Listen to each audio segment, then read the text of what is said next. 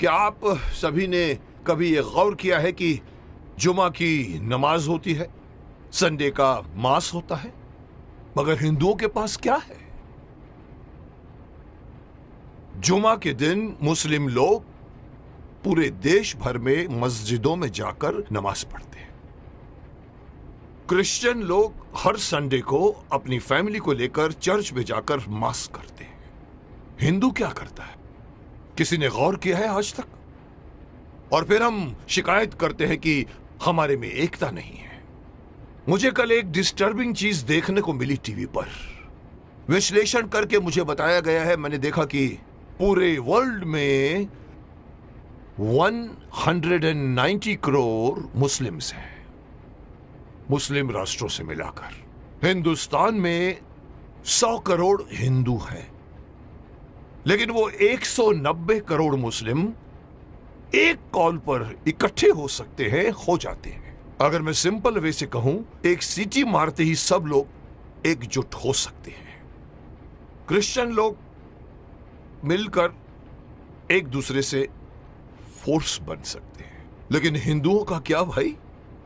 कोई हिंदुओं के पास में कोई एक ऐसी मैकेनिज्म है जिसके द्वारा पूरे 100 करोड़ हिंदू जाने एक दूसरे को? अरे साहब, नेक्स्ट फ्लैट में कौन रहता है हमें यह भी नहीं पता होता। मुंबई सिटी या हर सिटी की ये बात है। मैं ये कहना चाहता हूं कि हिंदुओं को अगेन मैं वही कहूंगा कि मैं कहना चाहता हूं कि मुझे पता नहीं कि मेरी बात में कितना वजन है, लेकिन मैं पूरे देश के धर्माचार्यों को, मैं देश के पूरे संत समाज के जो बड़े बड़े आसीन पदासीन है, मैं उनको कहना चाहूंगा, आह्वान कीजिए, आप एक दिन मुकर्रर कीजिए, एक दिन फिक्स कीजिए, हफ्ते में एक दिन आप अपना लीजिए। और अगर मुझसे पूछो तो वो मंगलवार आ सकता है, क्योंकि मंगलवार हनुमान का दिन है, हनुमान जी का दिन है।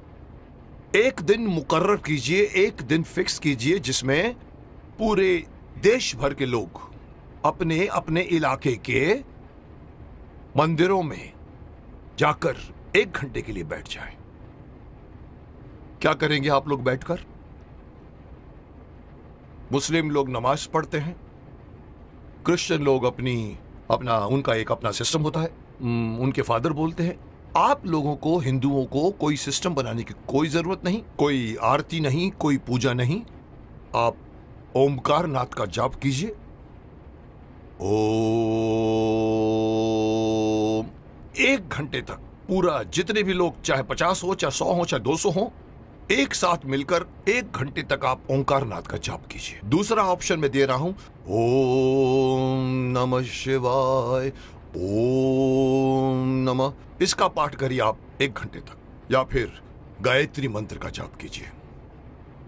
अब आप देखिए मैं क्यों इस बात को उठाना चाहता हूं, क्योंकि हमारे हिंदुओं में ये एक बहुत बड़ी मान्यता है कि अपने आप को बहुत सहिष्णु मानते हैं और कहते हैं हिंदू हमारा धर्म, हमारा हिंदू समाज अपने धर्म के प्रति जागरूक नहीं है, अपने धर्म के प्रति पूरी तरह से कमिटेड नहीं है। धर्म, कहते हैं हमारा हिंदू धर्म धर्म नहीं है, हमारा धर्म जो है वे ऑफ लाइफ है। मैं हमेशा से मना करता हूं, धर्म था, है और रहेगा। और जब तक आप इसको अपना धर्म नहीं मानोगे, तब तक आपके अंदर कभी भी एकता नहीं आएगी, कभी भी आपके अंदर मोटिवेशन नहीं आएगा, कभी भी आपके अंदर फोर्स नहीं आएगा। इसलिए मैं चाहता हूं कि सारे हमारे पूरे देश में आप इमेजिन कीजिए कि एक साथ पूरे देश में आप एक टाइम फिक्स कीजिए। मेरे हिसाब से रात को 7 से 8 बजे का टाइम फिक्स कीजिए। सब लोग अपना अपना काम छोड़कर अपने नजदीक के मंदिर में जाएं, 1 घंटा बैठें और 1 घंटा बैठ के अपनी सभा होगी, जिसका नाम मैं सजेस्ट करना चाहता हूं। हो सकता है नाम इसका मंगल धार्मिक सभा हो सकती है, या मंगल धार्मिक मिलन हो सकता है, या मंगल धार्मिक मिलाप हो सकता है। आप लोग वहां जाइए। हर हिंदू, मैं अगेन बात करना चाहूंगा, इसमें बौद्ध भी आ जाते हैं, सिख भी आ जाते हैं, जैन भी आ जाते हैं, उनको भी आना पड़ेगा, उनको भी साथ में आना पड़ेगा, क्योंकि 100 करोड़ में उनकी गिनती होती है। उन सब लोगों को अगर ये आदत पड़ जाए, हर मंगलवार रात को 7 से लेके 8 बजे मुझे अपने परिवार वालों को लेकर, साथ में बच्चों को लेकर जाइए और मंदिर में जाके बैठ जाइए। एक मेडिटेशन की तरह से आप लोग बैठकर वहां पर एक सभा कीजिए। उसका नाम मैं देना चाहता हूं मंगल धार्मिक सभा। या मंगल, मांगलिक, मिलाप या कुछ भी नाम रखा जा सकता है। जैसे मुस्लिम कैसे नमाज कहते हैं, क्रिश्चियन उसे मास कहते हैं, आप उसे मंगल मिलाप कह सकते हैं। वहां आइए, आप देखेंगे आपका पूरा देश, आपके पूरे देश के 100 करोड़ हिंदू कितनी जल्दी एक दूसरे के साथ एकजुट हो जाएंगे, जिसका इस वक्त, इस कॉन्टेम्पररी आजकल आप देख रहे हैं जिस तरह के माहौल बन रहे हैं, उसमें हमारे हिंदुओं पर लोग एक तरह से हंसते भी हैं। उनको पता है कि ये लोग कोई मिलने वाले नहीं हैं, लेकिन अगर ये होना शुरू हो जाएगा तो आप सही अपने इर्द गिर्द के लोगों को सिर्फ जानोगे नहीं, पहचानना शुरू कर दोगे। जैसे कि मैंने कहा कि सिटीज में पता भी नहीं होता कि नेक्स्ट फ्लैट में कौन रहता है। इस बहाने आप आइए, बाहर निकल कर आइए, अपनी ड्यूटी मान कर आइए। मैं हर हिंदू को कहना चाहूंगा, और इसके लिए मेरी बात नहीं, मैं बड़े बड़े जो हमारे धार्मिक हमारे जो संत हैं, गुरु हैं, उनको मैं आह्वान करना चाहूंगा कि आइए आगे और अनाउंस कीजिए कि हर मंगलवार को 7 बजे से 8 बजे हर हिंदू को किसी नजदीकी मंदिर में जाकर 1 घंटा बैठकर आपको मेडिटेशन करना पड़ेगा। जो बैठेगा उसको भी फायदा होगा, क्योंकि मेडिटेशन में बहुत ताकत है। और दूसरा फायदा यही है कि आप लोग मिलोगे, एकता करोगे। और इस वक्त हिंदू समाज का एकता में आना बहुत ही अत्यंत आवश्यक है। मैं नहीं बताना चाहता, लोग सब समझते हैं कि मैं क्या बोलना चाहता हूं, लेकिन हिंदू समाज बटा हुआ है। जुट और नंबर्स में ताकत होती है। ये हिंदू से निकलकर सिख, ये बौद्ध, ये जैन, इस बहाने साथ में आइए, क्योंकि आप पहले हिंदू हैं, उसके बाद में आप सिख हैं, उसके बाद में आप बौद्ध हैं, उसके बाद में आप जैन हैं। मेरी एक छोटी सी गुजारिश है कि मैं अपनी तरफ से सलाह देना चाहता हूं कि देश भर में कुछ ऐसा कानून बनाया जाए।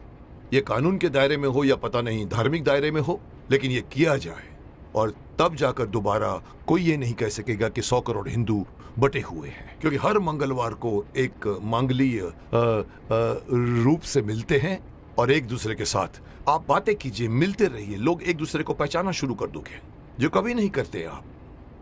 अंत में मैं हर हिंदू को इस बात से आगाह करना चाहूंगा कि अगर आप अपना फायदा चाहते हैं, अपने देश की भलाई चाहते हैं, अपने समाज की, अपने परिवार की भलाई चाहते हैं, तो एक होइए। और इससे आगे बढ़कर एक और बात कहना चाहूंगा कि धर्म को धर्म मानिए, यह मत कहिए कि वे ऑफ लाइफ है। और तीसरी बात, अपने बच्चों को अपने धर्म में इन्वॉल्व कीजिए। मैं अक्सर देखता हूं कि माँ बाप मंदिर में जा रहे होते हैं और छोटे बच्चे मम्मी से कहते हैं कि मम्मी मम्मी मम्मी मेरी सहेली मुझे खेलने के लिए बुला रही है, और माँ कहती है जा मत कीजिए। आप उस बच्चे का हाथ पकड़िए और बोलो चलो इस वक्त मंदिर जाना है। ये हर मुस्लिम करता है, ये हर क्रिश्चियन करता है, हिंदू क्यों नहीं करता? इसी का खामियाजा भुगत रहे हैं आप। बच्चों को बचपन से गीता पढ़ाइए, बच्चों को मंदिर लेकर जाइए। 1 घंटा जब भी आप मंदिर में जाते हैं, विजिट करते हैं, बच्चों को साथ में लेकर जाइए, ताकि धीरे धीरे वो अपने देवी देवताओं को पहचानना शुरू करेंगे और एक हो जाएंगे। अब कोई मुझसे पूछेगा सर आपकी ये बात क्यों माने हम लोग, आप होते कौन हैं हमें ये बात कहने वाले? तो मैं सिर्फ शक्तिमान का एक डायलॉग आपको बताना चाहूंगा, जिसमें पूछा था कि आप कौन हैं, तो वो कहता है कि ना तो मैं कोई अवतार हूं, ना ही कोई फरिश्ता, बुराई का दुश्मन हूं, सच से है मेरा रिश्ता। दुश्मन मेरे बुरे लोग नहीं, बुराई है। अगर बात मेरी मानोगे तो इसमें तुम्हारी भलाई है। तो आपकी भलाई के लिए कह रहा हूं, मान जाइए।